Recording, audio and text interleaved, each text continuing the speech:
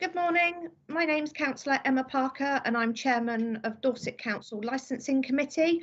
Thank you for joining us this morning for our hearing. If I could please elect a chairman for this hearing this morning. Do I have a proposer? I would be happy to propose Councillor Les Fry. Thank you, Kate. And I'm happy to second Councillor Fry. So I will now pass the meeting over to you. Thank you very much. Thank you, Councillor Parker. As said, I am Councillor Les Fry. I represent Dorchester West. My colleague is Kate. Do you want to introduce yourself? Councillor Kate Weller, and I'm substituting for Councillor Derek Beer, who is on your committee papers. Thank you very much. Emma?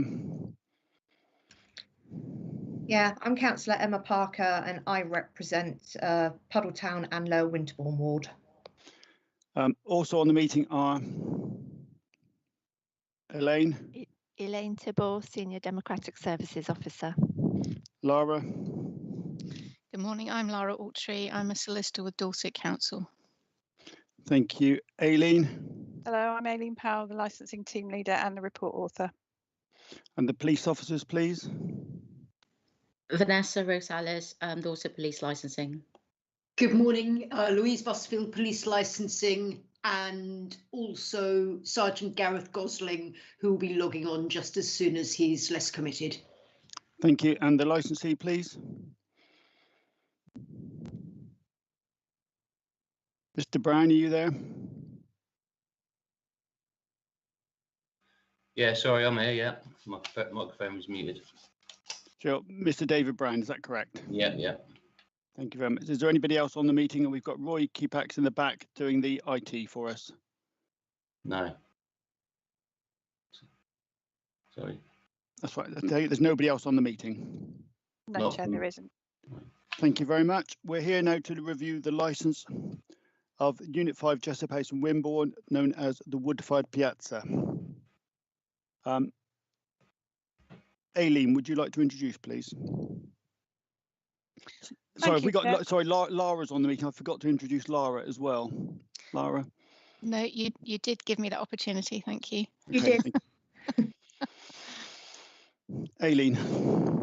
Thank you, Chair. Did you want to do declarations of interest? Yes, or please. urgent business? Are there any declarations of interest? No. None from me. No, Chair. Apologies, Elaine, do you want to make any comment there?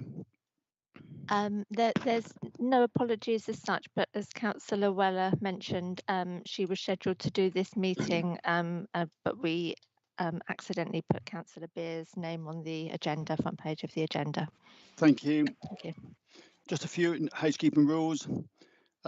Any person who's made a representation who has completed their notice of attendance and stated they wish to speak, I will call you by the list supplied of the notice of attendance that were returned. I would just like to go over some housekeeping and please ask that you follow the ground rules for this meeting. Only speak when invited to by the chair. If you've not been introduced before speaking, please state your name. Mute your microphone and turn off your camera when not speaking, please, other than the councillors. After each party has spoken, the chair will go around the parties, starting with the members of the subcommittee to see if they have any questions for that particular speaker. If you want to speak at any other time, please type RTS, or which means request to speak, in the instant messaging box, and they will be sure to send it. And then my colleagues, Elaine, will pick those up. Please keep background noise to a minimum. Turn off any mobiles and any alert sounds on your computers. We will now go. The case before us, as said, is the Wood Piazza in Wimborne, and I will now ask the Aileen to outline the case, please. Thank you, Chair. This is a review hearing where Dorset Police are the applicant for the review. The licence currently allows for on sales only. However, the coronavirus regulations have temporarily allowed all premises to make use of off sales during the pandemic in order that they may carry on a business during this time. And this is even during the Tier 4 restrictions. The Tier 4 restrictions that were in place since just after Christmas, I think, they mean that all premises that sell alcohol or food must be shut, and they can only do delivery services. I would like to remind the committee that the options that are available to them once they've heard this hearing are to do nothing, to modify the conditions of the licence, to exclude a licensable activity from the scope of the licence, to remove the designated premises from the premises supervisor from the licence, to suspend the licence for a period not extending 3 months, or to revoke the licence. And that's all I want to say in introduction. Thank you, Chair. Thank you, Aileen. I'll now go over to the applicant, which is the police, to present the case. Good morning, councillors. It is and always has been the intention of Dorset Police and Drug and Alcohol Harm Reduction Team to engage and support licences throughout Dorset to promote the 4 licensing objectives, specifically the prevention of crime and disorder and public safety. It is our expectation that all licensees endeavours to meet these objectives and fulfil their duty as licensees with responsibilities to uphold these objectives and meet the conditions of the premises licence. However, Dorset Police have received several reports of incidents and intelligence that suggest that the operators at the wood-fired Piadizza company are failing to meet these objectives by continuing to operate during a period of restriction due to the global COVID-19 pandemic, resulting in increased risk posed to the public health.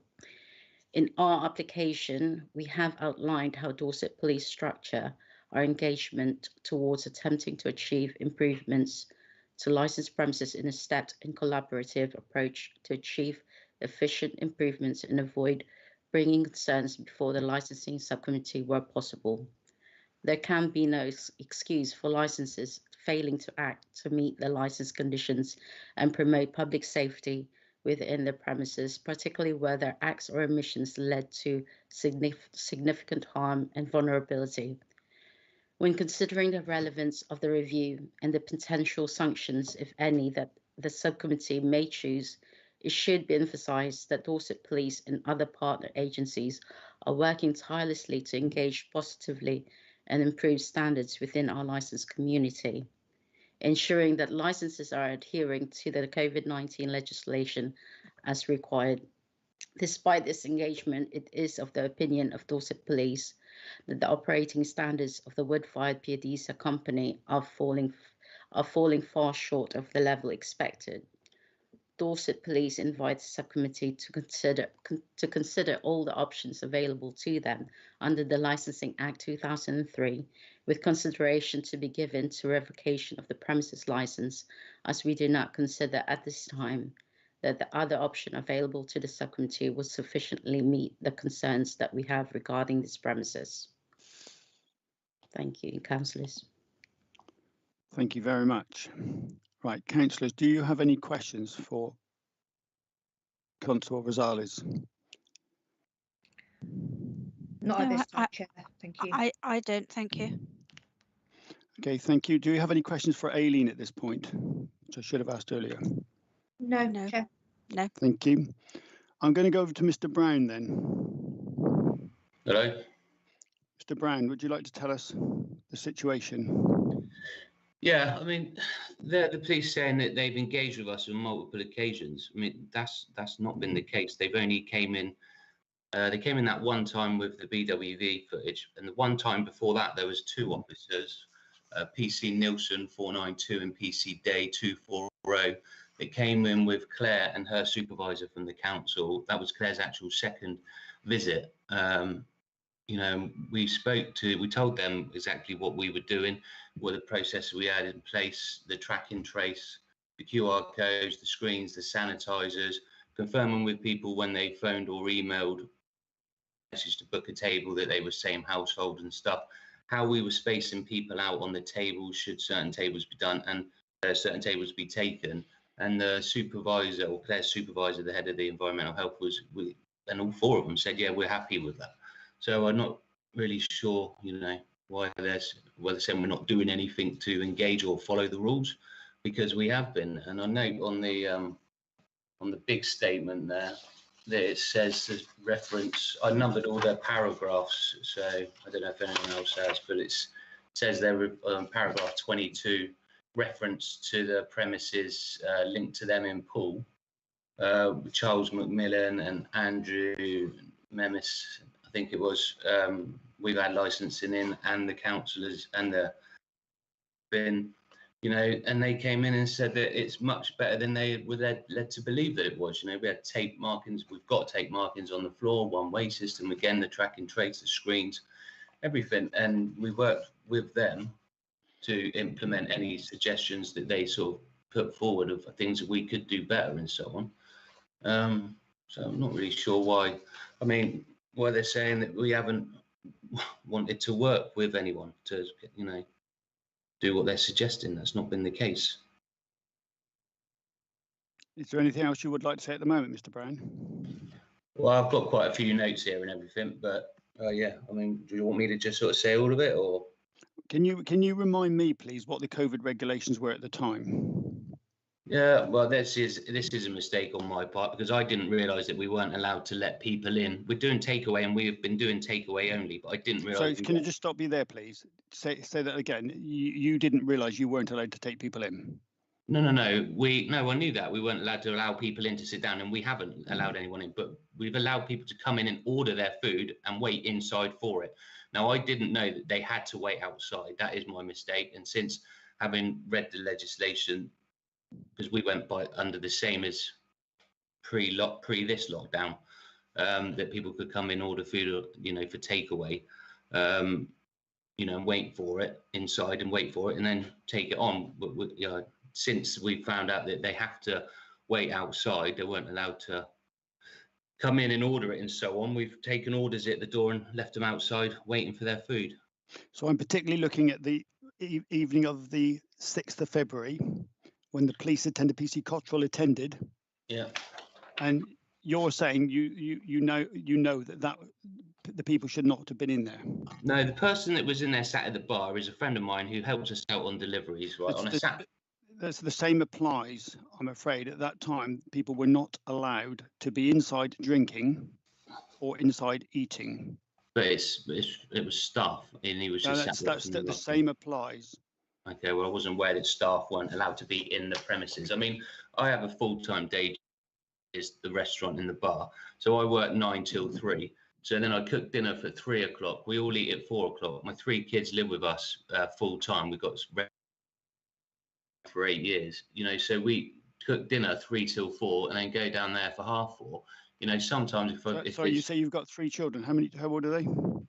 18, 17 and 13. Okay. About residents. So you've got three children. Okay. Now, how long have you been a licensee? Since 2018. So do you understand the rules of the licensing regulations? Yeah, I understand all the rules of the license, yes. And so you also understand the right of the officer to attend your premises and come in and inspect?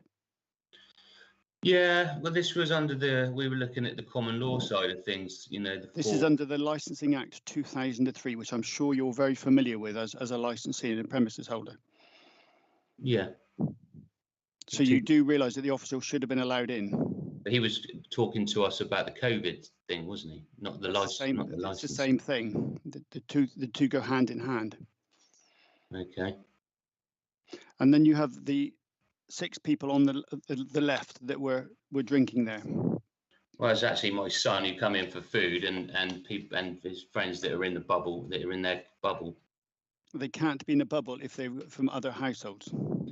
But you could have one household in a bubble with. Okay, so you know you've got all these soap programs in Saturday Night Takeaway where people form their bubbles for the purposes of recording the TV program. No. But you said earlier that your son was living with you and you prepared tea earlier for your 13th. No.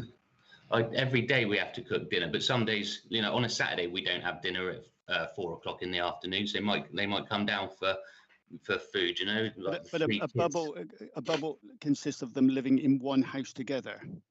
Your son was with 5 other lads there. Well, like I say, they work. They were all on building sites, so they're on the same site. Sorry, that doesn't count, Mr. Brown. Okay.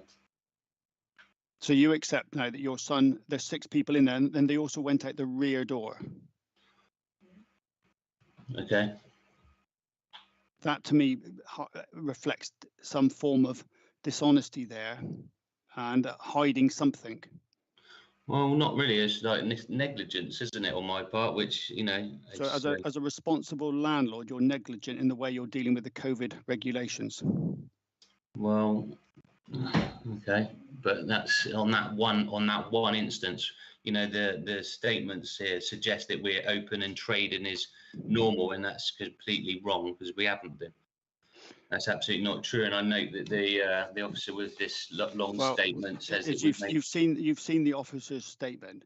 Yeah. Basically, they've worked on intelligence and information, which is coming from the members of the public to Dorset Police, and that as a result, that's been accumulation with one visit when they found the 6 lads on your premises and the person at the bar drinking alcohol in breach of COVID guidelines. And then at that time, you have not allowed the police officer into the premises. But this intelligence, you know, if someone walks past, and I've had this conversation with Claire, I mean, she makes reference that she's only come and seen us once, so it's not the case because I spoke to her on the phone as well. Makes reference that if someone walks past and they see like us sat down, you know, family, which is me, my mum, my partner, my stepdad, which will work there. If we're sat down after work, then someone walks past and sees that. It's a snapshot in time, isn't it? We're all staff. We're all there. We're not all sat in there. But then equally, you couldn't or shouldn't all be there. You might be working there, but that doesn't mean to say you can eat a meal in there together. Working with masks on is different than eating a meal. If you're not in the same bubble, that same actually together, then the COVID guidelines and regulations say you cannot do that. However hard that is, we've all got family members we would like to see. Well, it's not that. We've worked together since the first lockdown.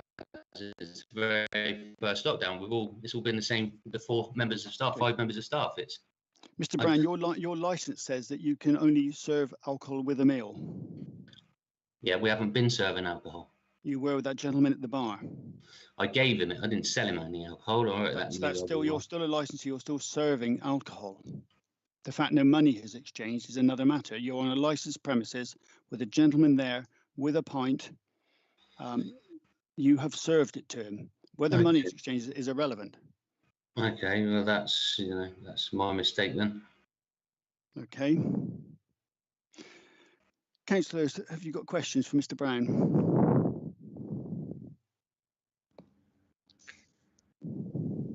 Go ahead, Emma. Thank you, Chair. No, the only one that I wanted to pick up on, Councillor Fry's, the one that you picked up on was the condition on the licence about the supply of alcohol should only be sold or supplied on the premises otherwise than a person taking table meals there. And I assume that the delivery driver was not having a meal that evening. Is that to me? Yeah. Yeah. No, he gets paid. On a Saturday, we'll have a load of phone calls from sort of R3, 4 earlier. We'll have a load of tickets there we'll have to work through. And I'll say, can you come and give us a hand for an hour or hour and a half, 2 hours, whatever. And he'd take home a couple of pizzas for his missus and kids. That's, so he was having food for takeaway. Yeah. But not actually having food on the premises when he was having alcohol as well. Well, it was just a quick drink after while we were making his pizzas. But yeah, absolutely. It's quite irrelevant whether it's a quick drink. That is, yeah. That's a condition on your license, in your license, that it's your business. That should be paramount, that you know exactly what you should be adhering to and what you shouldn't be adhering to. It's there in black and white. Another thing I just wanted to touch on, you said, obviously, I'm slightly confused because at 1 minute he was a delivery driver sat there, but then another conversation was, oh, but it's okay because I've got another 2 delivery drivers, so he's not actually working. So what was his purpose of being there? If he'd finished his shift, surely he should have been sent home. Yeah, no, he'd come down to give us a hand, done a couple of drops, and then it was just quite. It was just watching a bit of the rugby, and then I said you can go home, mate. So he was just watching a bit of the rugby while he was making his pizzas. Yeah, that's how it was. And again, obviously, just to point out that obviously you should have been fully aware that any indoor seating area was not permitted at all at that particular time. Yeah, as I said, I wasn't aware that people weren't allowed to all come in and order and wait for it indoors. So again, that he shouldn't have been sat there. again, I'd be mindful again that it is your business and it is your right to know that, to know what the law is, what the guidance is around this. Just going back to your response to representations, you've quoted on the third paragraph about the complaint on the 11th of the 2nd, 2021, when somebody had walked by and seen a snapshot of something. A guy at the bar watching the rugby is a delivery driver, as I explained. The lad who was eating was your son that had come for dinner. Is that referring to the same evening as when the police come? Because obviously the dates don't tally up. Yeah, Claire wrote to us on the 11th of February, or yeah, and that was what that's what I emailed in reference to. The police visit was on the 6th, wasn't it? I think. Yeah. Something. And also you've That got was what I was referring to. That final part of the paragraph there, we had one person come in for pizza on a Thursday, a regular that sat at table 10, and that was it all week. Did he sit there and consume his pizza, or was that? No, this was a conversation between me and Claire. This was when we were open, because she had a complaint about something. No, she had a complaint. So this is when she came in the second time. This is when it was open between lockdowns, and she came in the second time with her supervisor and the 2 police officers, and then they left. And then I phoned her and said, "Oh, you didn't actually say what the complaint had been about." So she explained that, and I said to her, "Well, we haven't had anyone in, so I don't know how that complaint could even be factual. We'd only had one person in that week, but that was between lockdowns, yeah." And isn't very clear, but that was between the lockdowns when we were open and allowed people in. We haven't had any public in to sit down and eat or order drinks and that stuff. We've not been operating as an open restaurant at all. But you still have people there. Well, it's like staff and my son. So. On the 6th of February. There was staff and my son, but yeah, people. Yeah. I have no further questions at the moment, Chair. Thank you very much. Thank you, Councillor Weller. Thank you, Chairman. I think that most of my questions have been answered at this point. I just would like to ask Mr. Brown, do you acknowledge, Mr. Brown, that as the business owner and the licence holder, it's incumbent upon you to know what the various regulations have been over the past 12 months. Each lockdown has been slightly different, and I think that we've all had to work quite hard to know what we can and can't do at any particular time. But if your business depends upon it, do you not agree that it is incumbent upon you and your livelihood that you make sure that you are complying with all of those rules, even if they are changing on a regular basis? Yeah, absolutely agree with that. Yeah, it is my responsibility, and as I said, liability that we didn't, wasn't completely up to date with the latest set of rules. I mean, they do change regularly, and as I say, with the kids and the 2 businesses, it's it's a bit difficult to read the realms of pages on there of every couple of days. It's no excuse, I know, and like I said, I put my hands up to that. But then, since having read it and being brought up to date, we have implemented everything and more. So yeah, I can only apologise on that beforehand, having not been up to date. Thank you.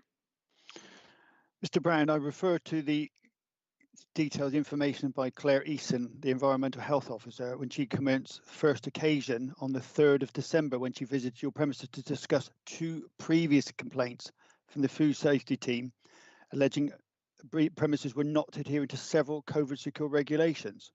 So we are talking about the 6th of February, but you'd had at least 2 other visits from Claire and the team reminding you of the COVID secure guidelines. We hadn't had 2 other visits from Claire. She came down the once. How many visits do you need?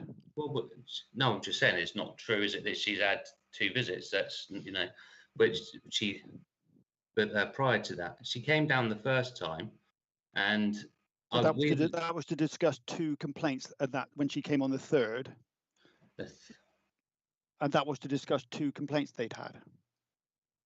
Well, I don't know about 2 complaints. See, I'd literally just got off the phone to the pool council who were at the other place, right? So we'd had 2 complaints about 2 separate places at the same time. So Claire's come down while I'm trying to do the service. So I've gone outside and I've said, look, you know, I'm a little bit angry, admittedly, and I apologised to her the second time she came with her superior and the 2 officers. I apologised to her for swearing. It wasn't at her, it was just the frustration. So you have had 2 visits from Claire? Yeah, we had the first one where she came on her own and I spoke to her outside. And then the second time she came back with her superior and the 2 officers, which, well, I don't know if she'd had more complaints or whatever when she came back the second time. But the first time she came down was because someone had made a complaint that someone was moving around the restaurant without their mask on. But, you know, that's that person that's made the complaint doesn't know the full story. Maybe that person's exempt or something, you know. I don't know why they just make an allegation on a snapshot of something they see. It's, you know, like at the other place, if someone's sat there when we had to have food with an order, which we were doing, and if someone sat there with a drink, they've ordered their food and it's on the way, but someone walks past and sees someone sat there with a drink but no food and then makes an allegation, they don't know the full story. They don't know that their food's on their way up.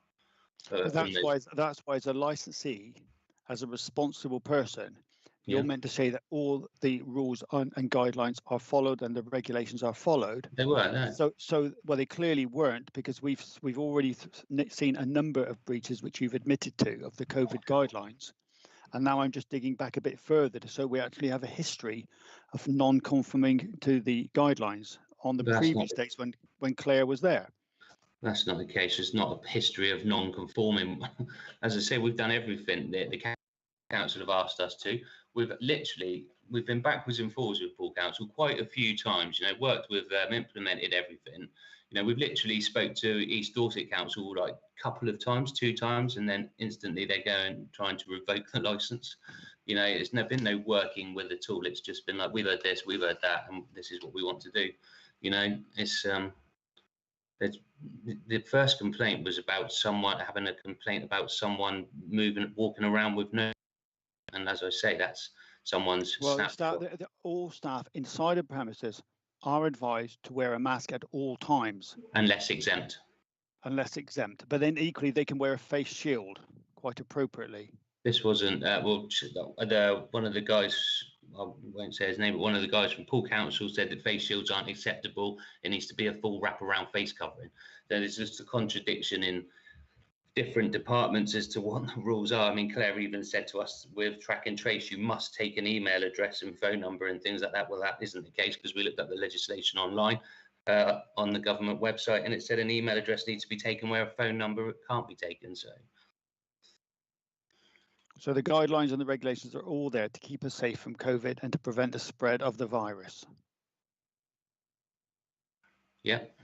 Okay, I'm going to open this up to other members now who might want to question. Police officers, do you have any questions for Mr. Brown? Not from me, councillors. No questions at the moment, thank you. Thank you. Aileen, do you have any questions? No, thank you, Chair. Any further questions from the councillors? No, thank you, Chair. No, thank you, Chair. Right, I'm now going to go through and ask people to sum up their case at this moment. Councillor, it's Lara Altree here.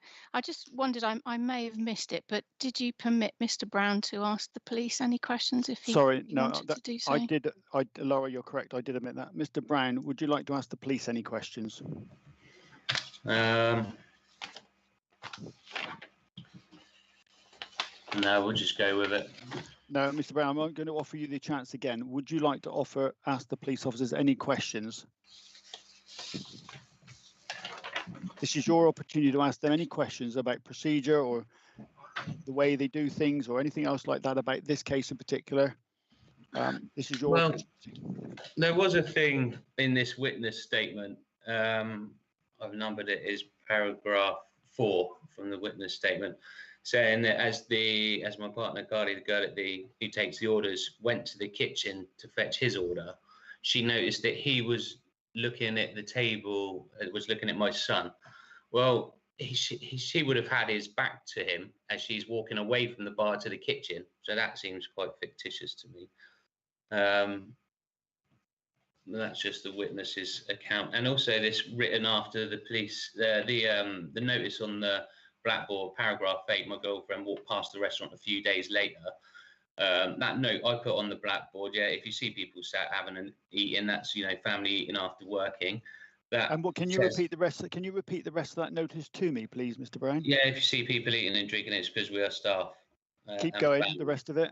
Yeah, mind your own business. Yeah, is that appropriate for a responsible licensee to put up? It's not, but it's frustrating, because we sit there and have something to eat. All right, you're saying we shouldn't even be doing that, but when you're finishing at 8, 9 o'clock, you don't really want to be going home and cooking.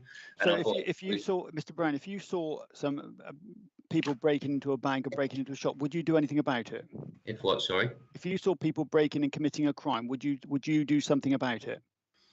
Well, yeah. Right. So these people have walked past your premises. They've seen something which they do not believe to be correct or appropriate or lawful. So they have reported it to the authorities. Don't you think they're doing the right thing? Not really. If you were doing nothing wrong, you would have had nothing to worry about. Well, we weren't doing anything wrong as far as I thought at the time. I thought we were allowed to sit down and have food after we'd worked. Right, as we've established, that's my mistake. But it wasn't written 3 days after his girlfriend walking past. 3 days after, it wasn't written until after the Claire had written to me, which was the 11th or 12th of February. So, but equally, Claire first came to you in early December about other incidents of people reporting things to the authorities. So you'd had a forewarning that the authorities were looking at you. Well, no, we'd done everything as Claire and the 2 police officers and her supervisor, agreed that they were happy with everything that we were doing when they came in on the second visit, which was what? I'll break that down somewhere. The second visit. The 2nd of the 12th. No, Claire's visit 2nd of the 12th. Yeah, so what I'm saying is Claire came on the 2nd of the 12th, 12th. and that could have been a wake-up call to you, because that was her first visit, and then you could have read the guidelines and followed them impeccably from that time, which you failed to do. No, because from the 12th of the 12th, that we weren't in the 3rd lockdown then, were we? We didn't go into the 3rd lockdown until Boris took back the 5 days at Christmas. Exactly. So it was after that you'd already had a heads up that the authorities were looking at you. Then we had the potential opening up, and then we had the lockdown after Christmas. And here we are looking at an incident in February. So just 2 months after the incident in December. If I could just say that's not entirely true, because the first incident being in the beginning of December, and then the second visit being on the 12th of December, when the environmental health said they were happy with everything that we had in place and all of our process and things that we were doing. So that was from the 1st of the 12th to the 12th of the 12th. So we'd implemented and satisfied everything within the 2 weeks. But you hadn't implemented it. You hadn't implemented it because then you were seen in February, weren't you? But this was after the rules had changed on the 3rd time, wasn't it? The 3rd lockdown. And as a responsible licensee, it was your job to keep up together with all of them. Admittedly, yeah. And as I've said, an excessive workload and things, day jobs, kids, 2 premises. It's I didn't, and it changes all the time. It gets updated, changed, and stuff, and I hadn't read it at the latest time. Please, do you know when those guidelines came into power at that time, please, that were the ones we're discussing now that were relevant to the 6th of February?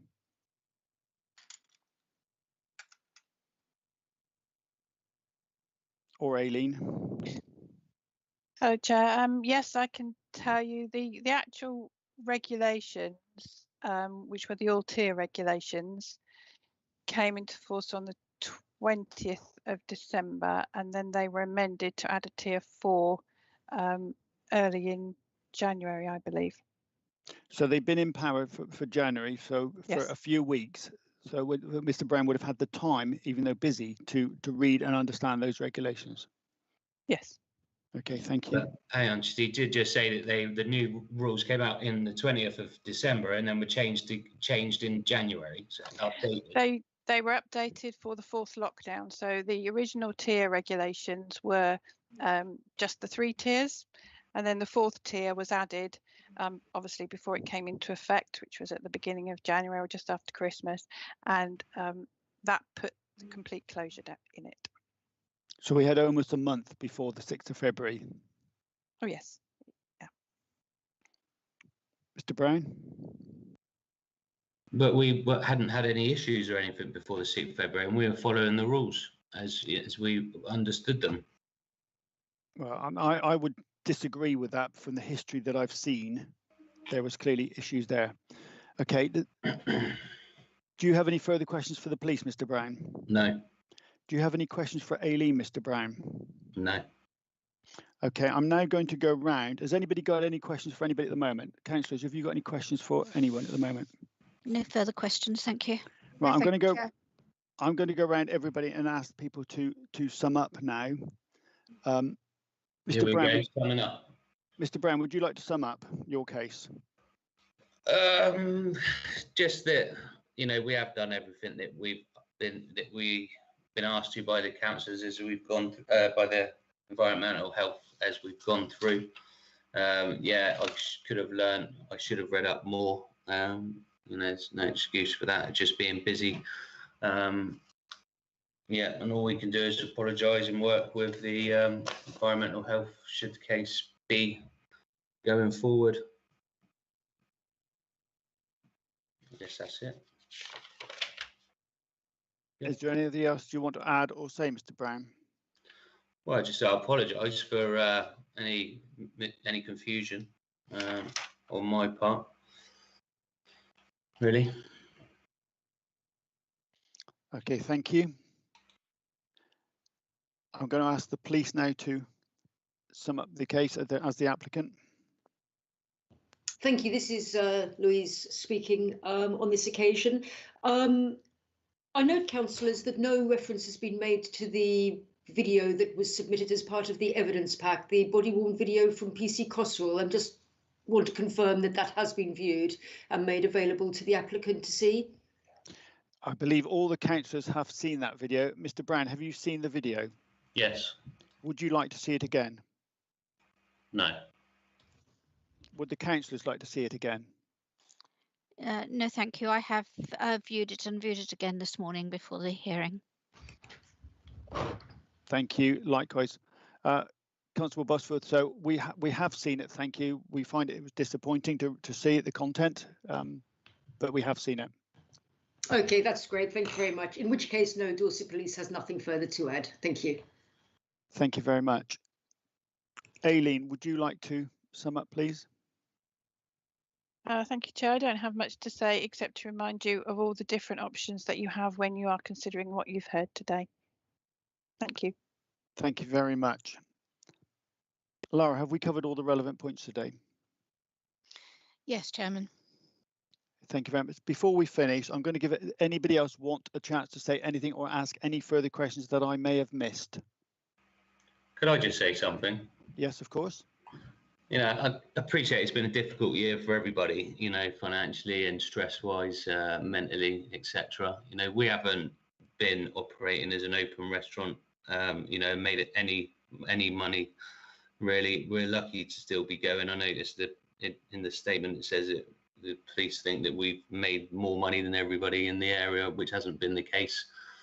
Yeah, it's just gonna. I understand the options available to the councillors and everybody for this.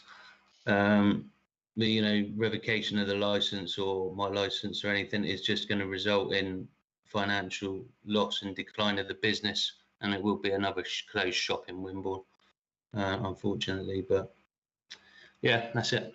Thanks. Thank you very much, Mr. Brown. Has anybody got anything else you want to say or ask at all? No, thank you. Okay, thank you. In which case, the public part of the meeting will now conclude. The subcommittee will consider its decision in private with the Democratic Services Officer in remote attendance and the legal advisor who may be called upon to offer legal guidance. The decision of the licensing subcommittee shall be communicated to the parties and made available on the council's website as soon as practicable and within the prescribed 5 working days. You do have a right of appeal, and you have 21 days to lodge that appeal should you not be happy with the decision or the outcome. So I now need a vote to go into a closed session. Before we go into closed session, Chair, I just want to make sure that we've got no exempt business on this meeting today. All good. So I propose that we go into a closed session. Agree. Thank you very much. Thank you all for your time today. We will now go into closed session and consider the issues and the matter before us. Thank you everybody for turning up today. Very much appreciated. Thank you. Bye-bye.